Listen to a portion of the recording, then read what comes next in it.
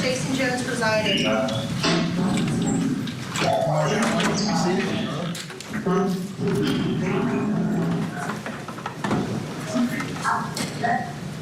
The attorneys can please announce themselves for the record. Douglas Office in Florida. Pam Presnell with the Public Defender's Office. So it looks like we have Ms. Donna Adelson in the chair. Good morning, Ms. Adelson. This is Judge Jones. You are here, first appearance on case number 2023 CF 3226. You are charged with 1 count of murder, 1 count of conspiracy to commit murder, and 1 count of solicitation to commit murder.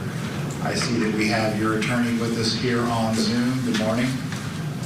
Good morning, Your Honor. Marisol Descalzo on behalf of Donna Adelson. Good morning, Ms. Descalzo. So this was an arrest that was done by warrant. PC has already been found. I have reviewed the PC warrant. State, what is your recommendation for bond? I believe this is a grand jury indictment, Judge. The true bill indicated there was a no bond on count 1. The murder in first degree, $25,000 bonds set on counts 2 and 3. Obviously, no contact with the victim's family. No contact, I suspect, also with co-defendants previously charged with the state or witnesses listed in the probable cause affidavit. Mr. Scalzo? Your Honor, we would stipulate to no bond at this time without prejudice and the right to revisit with Judge Everett, which is the judge assigned to the case. All right, so Ms. Adelson, at this time you're being held with no bond on count 1. Your bond will remain $25,000 on count 2 and $25,000 on count 3. As a condition of your bond, you'd have no contact with the victim's family, you'd have no contact with any co-defendants, and no contact with any witnesses that are listed in the probable cause affidavit. Do you understand those conditions? I do, Your Honor. All right, that's it for this morning. Thank you. Thank you, Your Honor. That's it. Short and sweet, but it is the first appearance of Donna Adelson there inside of the court. And you heard there, she has no bond on that first top count of first-degree murder.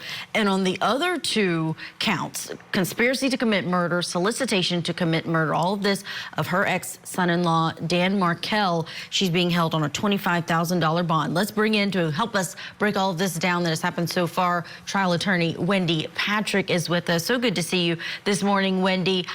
It's a short hearing, but this case is huge in terms of Donna Adelson now facing charges after so many years of so many other defendants. I want to pick your brain, though, on what they said about no contact. No contact with Charlie, which is her son, who's been convicted, that she talks to a lot, but also no contact with the victim's family. Do you think that's going to include her grandchildren, which are the sons of the victim in this case? Well, they think through a lot of that when they craft these no contact orders. And I do have to say, you know, the circumstances for Donna have changed. She and I are officially wearing the same color this morning, except her orange jumpsuit does not reflect Thanksgiving, but the fact that she's finally in custody. That changes the game in terms of who she can talk to, who she can't, because remember, that's a part of the arraignment process, the pretrial process, and you just heard it spelled out. There's nothing like plans to flee with a one-way ticket to speed up the timeline. That's exactly what happened in this case, is that one-way ticket to Vietnam really made everybody move a lot quicker than I believe she was expecting, even though, you know, there are some people that believe that should have happened a long time ago. So even before Charlie's trial. So there's a lot going around now that would really motivate her to play ball and play by the rules, especially since now that timeline is being moved up. Yeah, let's talk about that ticket to Vietnam, because that may change things for the worse for her. We know when Charlie Adelson was arrested last year, he then asked for an Arthur hearing, which is specific to Florida, where he was asking for bond, and he was able to argue the points of the case in front of the judge so that he could get bond. He didn't have a situation where he had tried to get away. He was denied it, but I wonder if this makes it almost impossible for Donna Adelson to get any type of bond pending her trial, because she was literally in the airport trying to get out of town and caught on jail phone calls with her son saying, I'm trying to wrap up things, get things in order, put money in trust, because essentially I am getting out of town.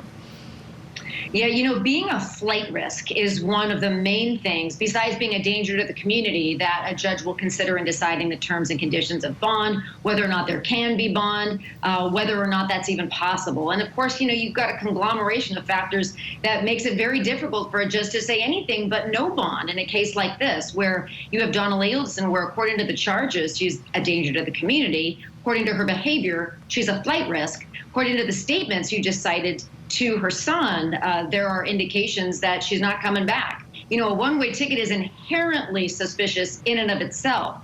Add to that the other factors we have here, and it's not a surprise that the judge would have the statements and that he did. And also not a surprise that the defense attorney would concede what you just heard conceded in court. And a lot of people have asked about co-defendants, because we know the co-defendants in this case would be her son, would be the two hitmen and the one in-between person, the ex-girlfriend of her son, Catherine McBanoa. They all would be co-defendants.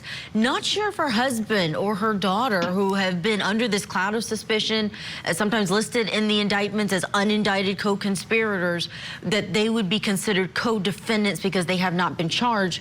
Wendy Adelson, no charges against her. Harvey Adelson, who was there at the airport with her, we understand from the reporting of the Sun Sentinel, he didn't take that flight to continue on to Vietnam. But Wendy, what happens next for Donna Adelson now that we've seen her appear? What do you think is likely going to be happening? We heard Judge Everett is actually the same judge who was on her son's case, is going to be presiding over this case. Well, this is a judge that has a lot of knowledge about the case, about the facts, and also about the facts about Donna that came out during the other trial. It's one thing to say that, you know, an arrest is starting the process, but now it's quite another to try to figure out what that looks like.